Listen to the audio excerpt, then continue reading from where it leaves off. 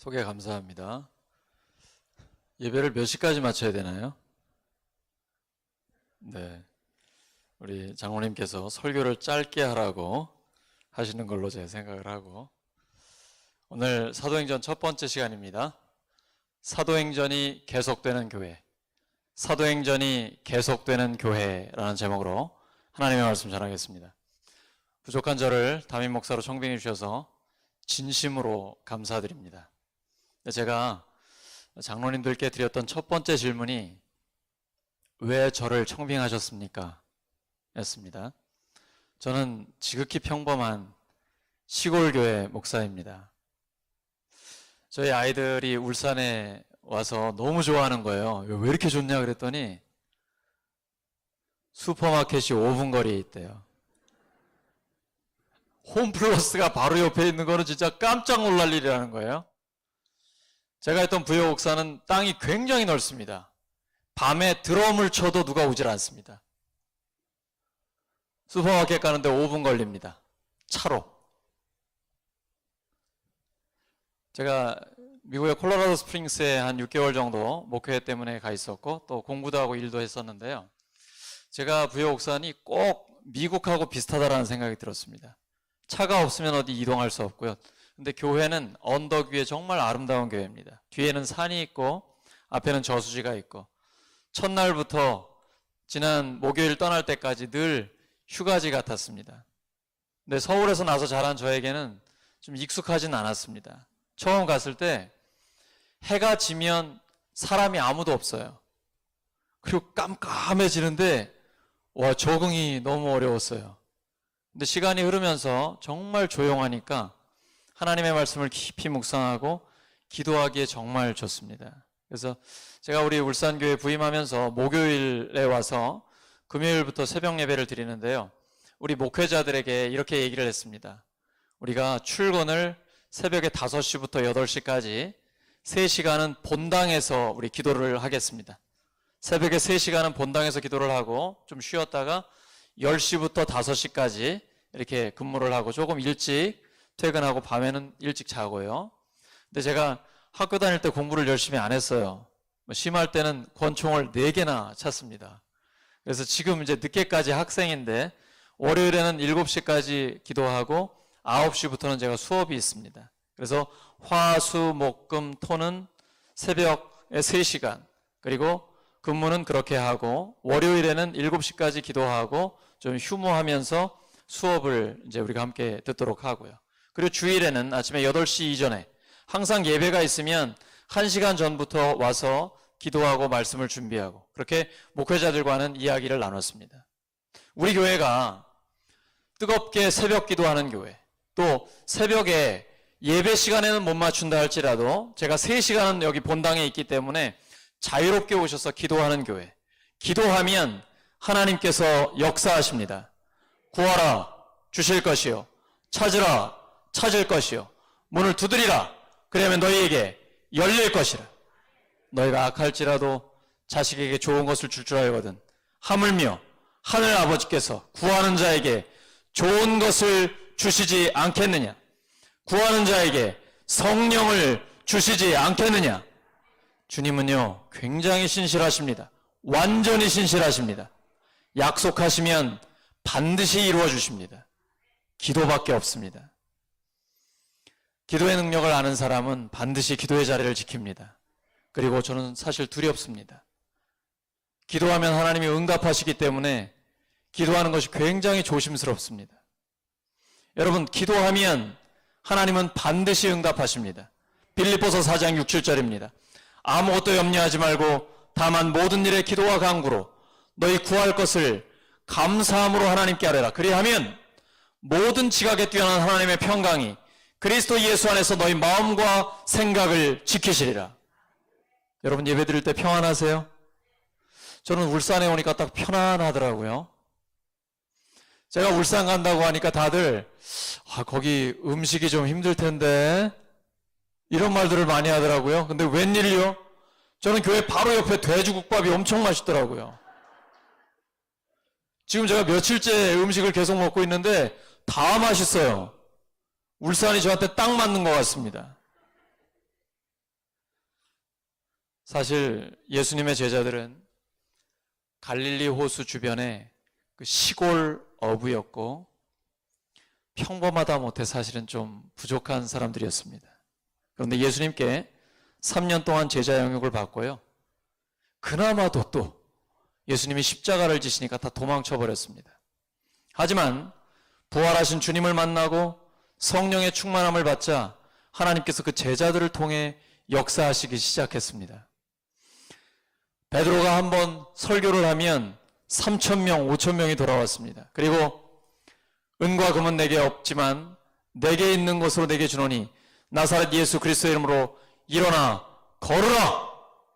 그리스도 예수의 이름으로 선포하니까 하나님의 능력이 나타나기 시작합니다.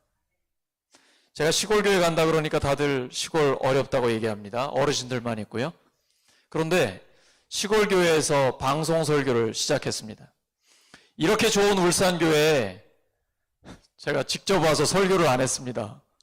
근데 여러분이 어떻게 담임 목사로 청빙하셨습니까? 방송 설교를 다 보셨더라고요.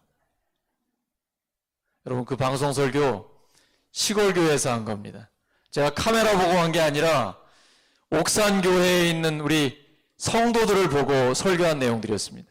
아마 오늘 방송 설교도 우리 부여 옥산 성결교회 성도님들도 보실 겁니다.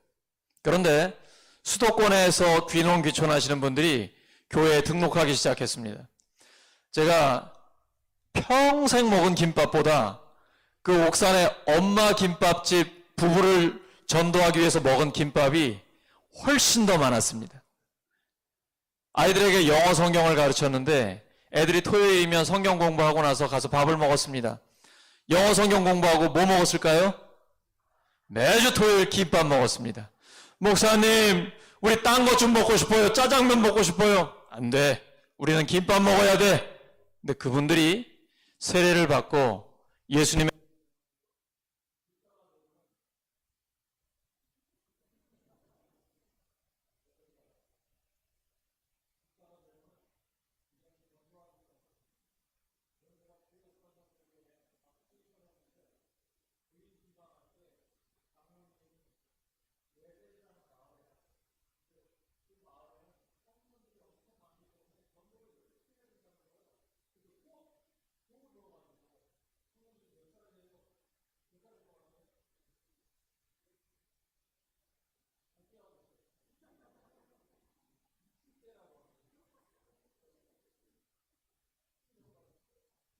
근데 정말로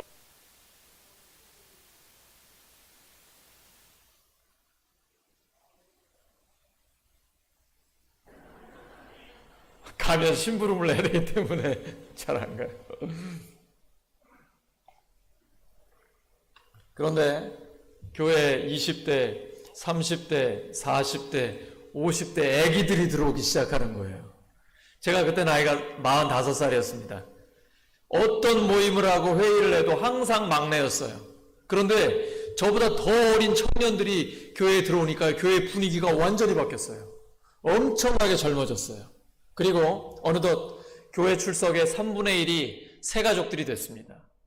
5년이 지나니까 교회 재정은 70% 이상이 늘어나게 됐습니다. 시골교회가 안 된다고요? 주님이 하시면 됩니다. 저는 능력이 없어요. 근데 하나님은요, 전능하십니다. 우리가 할 일은 그냥 기도하는 거예요. 하나님 앞에 충성되게 하나님 앞에 기도의 자리를 지키는 거예요. 그러면 역사는 하나님이 하십니다. 하나님이 놀랍게 하십니다. 요즘 교회가 어렵다 그래요. 되는 교회는 됩니다. 되는 교회는 됩니다. 옆 사람 축복해 주시기 바랍니다. 우리 교회는 됩니다.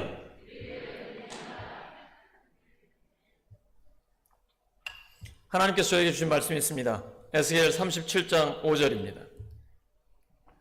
시작.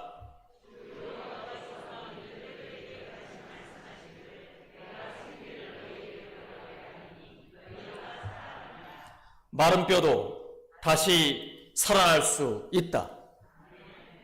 에스겔에게 주님이 물어보세요. 에스겔아, 이 마른 뼈들이 살아날 수 있겠니? 어떻게 대답하시겠어요? 저는 우리 아버지 어머니가 두 분 다 하늘나라 가셨습니다. 그리고 두 분 다 아주 평안하게 보내시고 화장을 했습니다. 제가 화장터에서 상주로서 보니까요, 하얀 백골 가루가 나와 있어요. 근데 하나님께서 저에게, 대수야, 저 마른 뼈가 살아날 수 있겠니? 말은 안 해요. 에스겔이 그래서 아주 에스겔이 지혜롭게 대답합니다. 주님께서 아십니다. 우리는 못하죠. 하지만 주님께는 불가능이 없습니다. 할 수 있거든이 무슨 말이냐? 믿는 자에게는 능치 못할 일이 없느니라. 우리 젊은이들, 내게 능력 주시는 자 안에서 내가 모든 것을 할 수 있느니라. 시골교회 목사가 울산교회 담임 목사가 됐습니다. 우리 목회자들 사이에서는 기적입니다. 기적. 이건 제가 할 수 있는 일이 아니에요. 하나님이 하시는 일입니다. 저는 준비하면서 하나님 앞에 너무 감사해서 눈물도 많이 흘렸고, 그리고 하나님, 저를 왜 보내세요? 울산교회에서 어떤 할 일이 있는 거예요? 하나님이 하실 일이 있으시대요. 하나님이 하실 줄로 믿습니다. 사도행전 1장 8절이 이루어지는 과정을 기록하고 있습니다. 오직 성령이 너희에게 마시면 너희가 권능을 받고 예루살렘과 온 유대와 사마리아와 땅끝까지 이르러 내 증인이 되리라. 한 목사 잘 외우나 한번 보신 거죠? 여러분 다 외우고 계시죠? 다 외우고 계시죠? 다 함께 시작. 오직 성령이 너희에게 마시면 너희가 권능을 받고 예루살렘과 온 유대와 사마리아와 땅끝까지 이르러 내 증인이 되리라. 이제 우리 교회는 울산부터 땅끝까지 예수님의 죽으심과 부활의 복음을 전하는 것입니다. 예수님의 복음의 핵심은 하나님 나라의 복음입니다. 예수님이 오시자 하나님 나라가 이루어졌습니다. 근데 그 하나님의 나라는 예수님의 십자가와 부활을 통해 완성됐습니다. 그래서 주님이 부활 승천하신 이후에 성령님이 임하시자 예수님의 제자들은 이제 예수님의 죽으심과 부활의 복음을 선포하기 시작했습니다.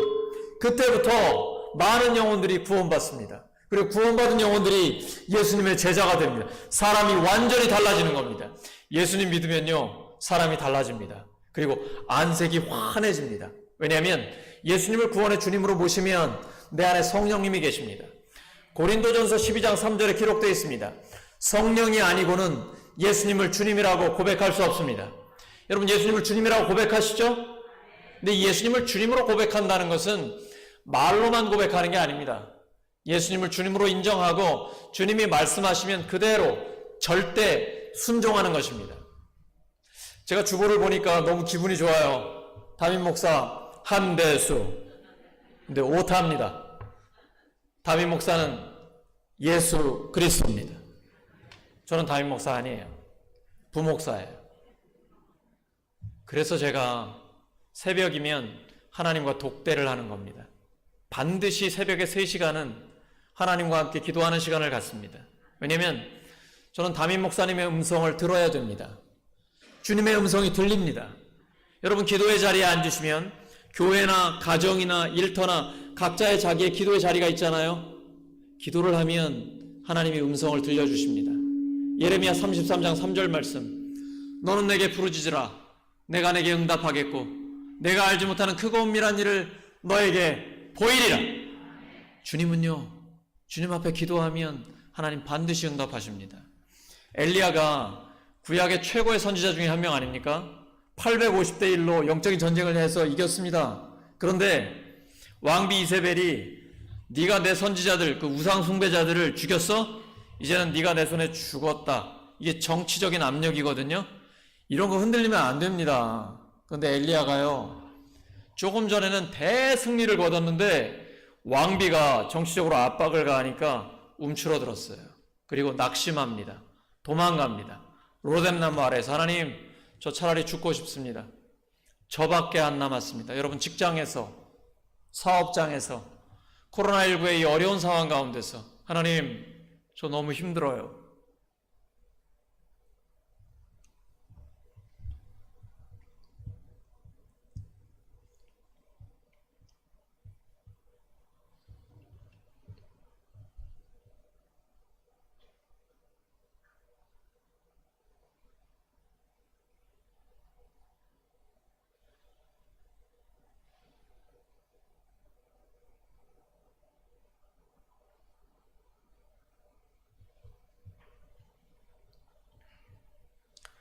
요즘 성도들이 너무 어려워요.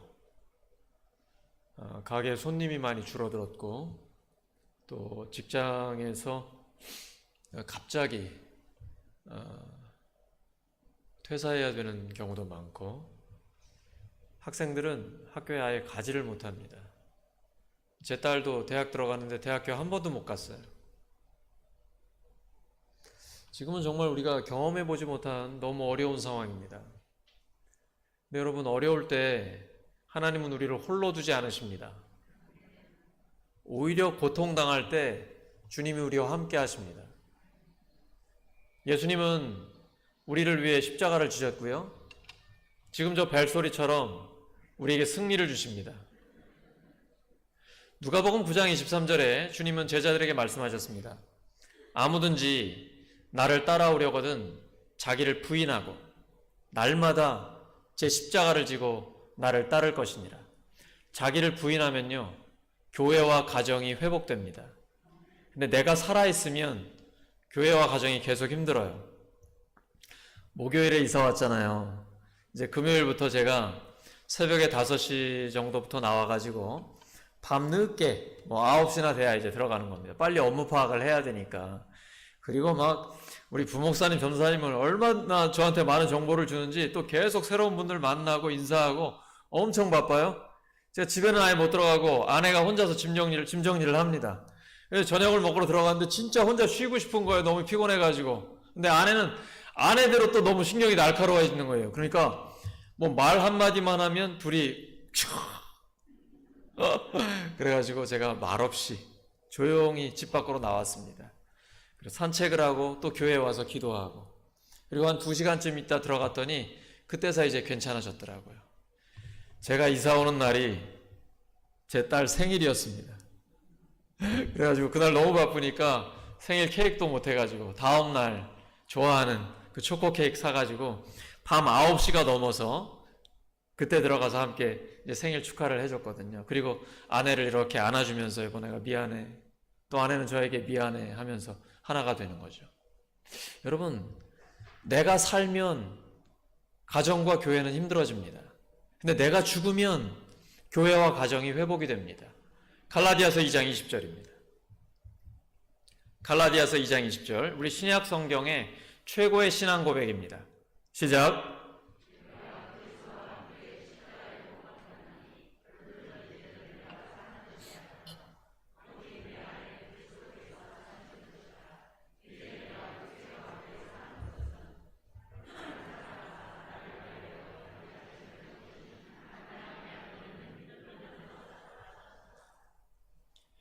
내가 그리스도와 함께 십자가에 못 박혔습니까?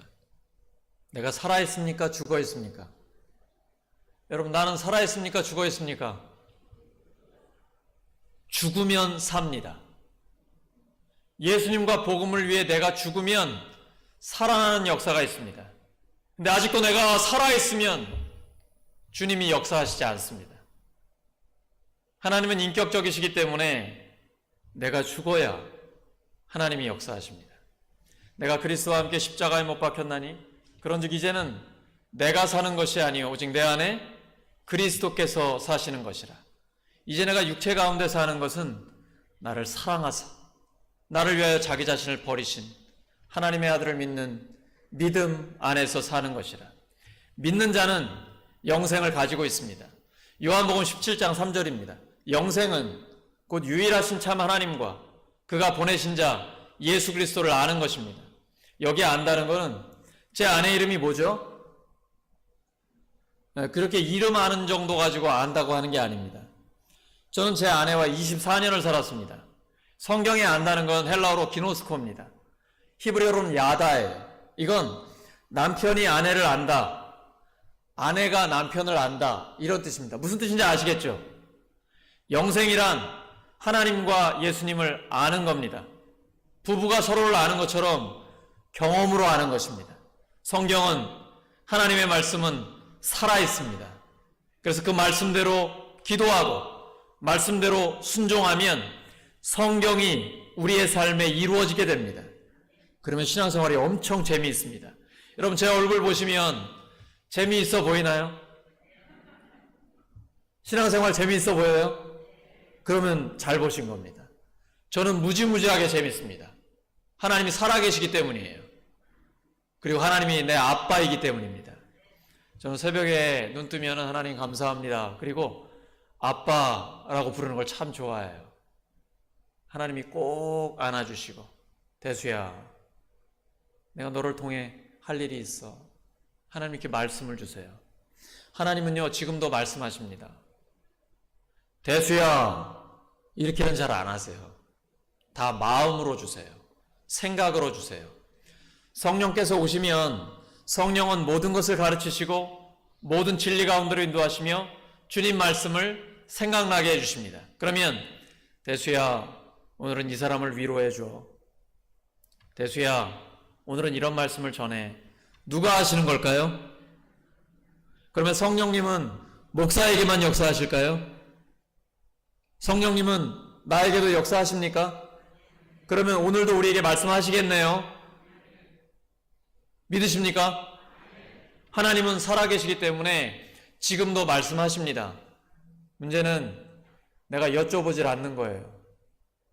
다윗은 하나님께 여쭤봤어요. 하나님, 제가 이번에 공격하러 갈까요? 하나님, 제가 이번에 저 지역에 갈까요? 하나님께 여쭤보면 하나님이 말씀해 주십니다. 이제 오늘부터 하나님께 여쭤보시기 바랍니다. 하나님 우리에게 말씀하십니다. 분별할 수 있을까요? 하나님의 음성과 마귀의 음성 분별하실 수 있으세요? 하나님의 음성이 성경과 일치됩니다.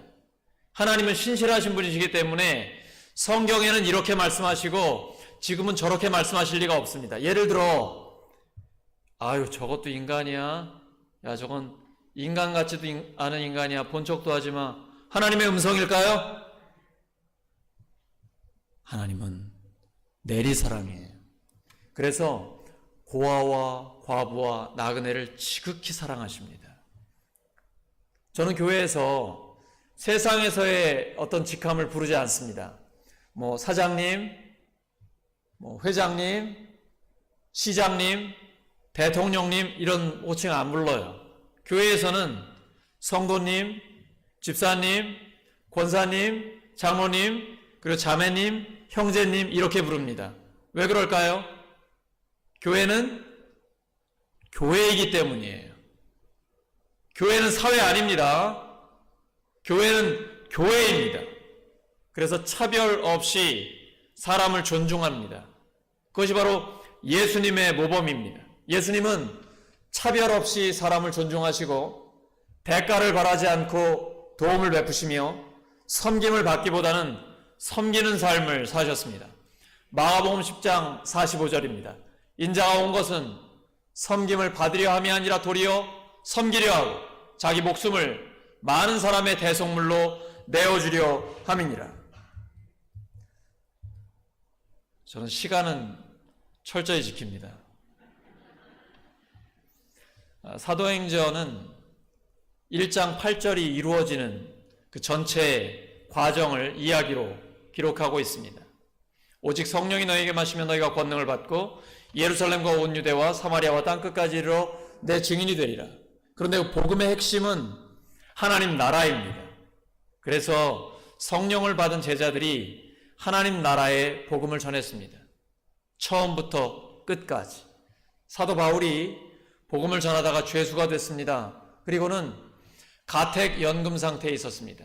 하지만 그는 마지막까지 하나님 나라의 복음을 담대하게 거침없이 전했습니다. 우리에게도 그 하나님 나라의 복음이 주어졌습니다. 그리고 복음에 합당한 삶을 살아갈 때에 하나님의 나라가 이루어집니다. 내 마음속에, 우리의 가정에, 교회에, 그리고 직장과 일터에 이루어지게 되는 것입니다. 오늘 말씀 정리합니다. 우리 울산교회는 사도행전이 계속되는 교회입니다. 따라하시죠. 사도행전이 계속되는 교회. 좀 더 큰 소리로 사도행전이 계속되는 교회. 부활하신 주님이 우리와 함께 하시기 때문입니다. 성령님이 역사하시기 때문입니다. 계속해서 영혼 구원과 제자 양육이 이루어지는 우리 울산교회가 되기를 예수님의 이름으로 축원합니다. 반주에 맞춰서 결단에 기도하겠습니다. 말씀을 기억하시면서 함께 기도합니다. 하나님 아버지 감사합니다. 저희 울산교회가 계속해서 영혼 구원과 제자 양육이 이루어지는 교회가 되게 하여 주시옵소서. 하나님 아버지, 사도행전이 계속되는 교회가 되게 하여 주시옵소서. 부활하신 주님께서 우리와 함께 하시며 성령님이 역사하시기 때문에 교회의 사명을 능력 있게 감당하는 교회가 되게 하여 주시옵소서. 하나님 찬양합니다. 영광은 하나님 홀로 받아 주시옵소서. 오직 교회를 통해, 가정을 통해, 우리의 일터와 모든 삶의 자리를 통해서 오직 하나님께서만 영광 받아 주시옵소서. 예수님의 이름으로 기도드립니다. 결단에 찬양합니다.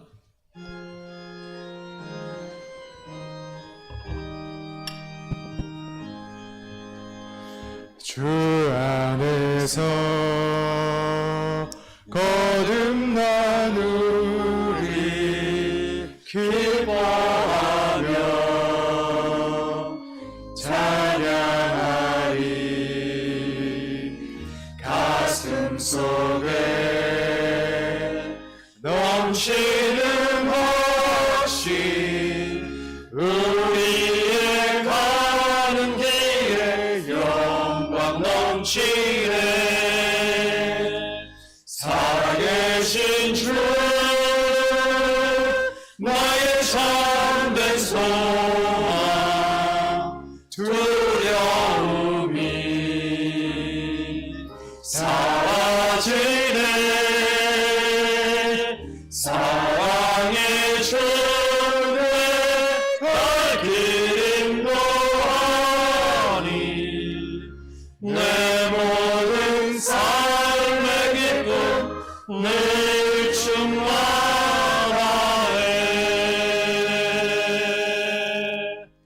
아멘. 이제는 우리 구주 예수 그리스도의 은혜와 하나님 아버지의 영원한 사랑하심과 성령님의 교통하시며 충만하신 역사가 사도행전이 계속되는 교회가 되기를 원하고, 그리고 그렇게 영혼 구원과 제자 양육에 계속해서 쓰임받기를 소망하는 모든 성도들 한 명 한 명, 개인과 가정, 저들의 학업, 직장과 사업, 계획하는 모든 일과 나라와 민족, 그 세계 선교 현장 위에 영원토록 함께 하시기를 간절히 축원하옵나이다.